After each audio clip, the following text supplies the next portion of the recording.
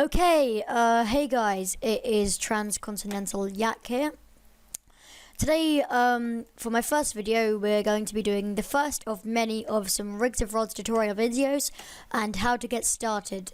We are in Rigs of Rods version 0.38.67, and this is our robot, as he is known. He's a very simple character. You can move him around by pushing the arrow keys.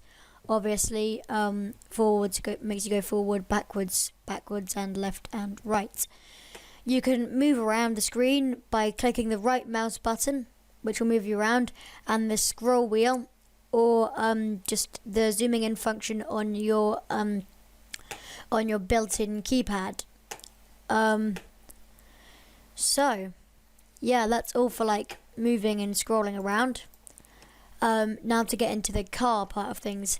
So if you move your cursor all the way to the left, you'll see this menu, which has many things on it, but we're going to only concentrate on simulation for now. So click on simulation. This menu will appear. We're going to concentrate on get new vehicle. You won't have all of these vehicles. You will probably only have some from the content pack. So here you can search vehicles. If you follow Rigs of Rods or have an account on the forums, you will know that Gavril is a popular make of vehicle in the game. So we are going to go in the Gavril G2, as that is quite easy to drive. We're going to go in the S version, just for some added power. So yeah, if your car is switched off like that, you press X to start the engine. This handy menu will tell you what to do if you get stuck. You'll see this yellow icon appear, which means you've stalled or you haven't started the car yet. So a quite simple S just to start the car. That's all that's needed. And then if you are in neutral gear or need to reverse, if you are in a extremely high gear, if we just shift into manual by pressing Q, you can see that we're in a very high gear, and if we wanted to get to reverse quickly, we'd press D, which would shift us into neutral, and then reverse. To shift up and down, it is using A to shift up and Z to shift down. So obviously, it's the arrow keys to move. That's quite obvious, as it always is with most games.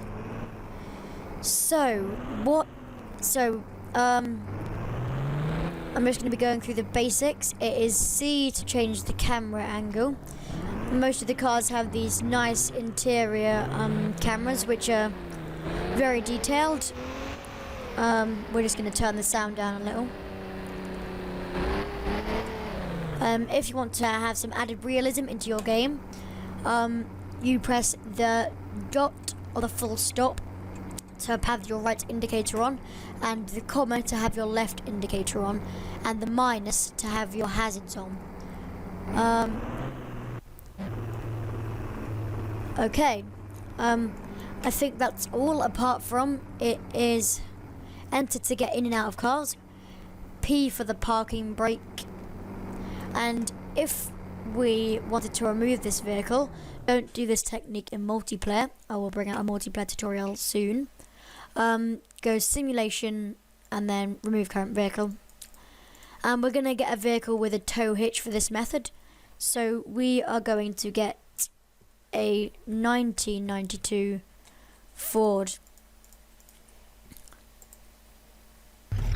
So if we move this into a more relevant position, like here.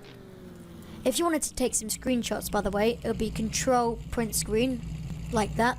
Press U to get rid of the HUD, so you can take better screenshots.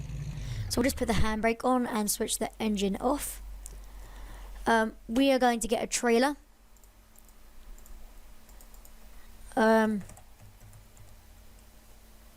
Just this 16-inch trailer. Sometimes vehicles or objects will spawn in the sky. All you need to do is drive up close to them, like as you can see what I'm doing there, and they will drop to the ground. Don't think that one's dropped to the ground yet. We're just going to get lined up with this trailer.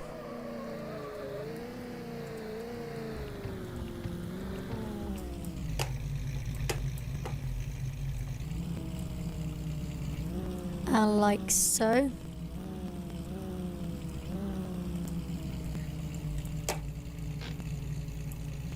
And if we press L, you'll see this shift into your tow hitch.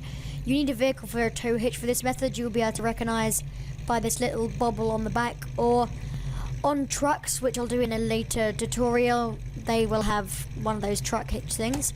And you'll see this icon coming up saying load locked. And if we wanted to add something onto the trailer, which will be again in a later tutorial, we'd press O and it would say load secured, and it would secure the load onto the trailer using what Rigs of Rods calls ropables.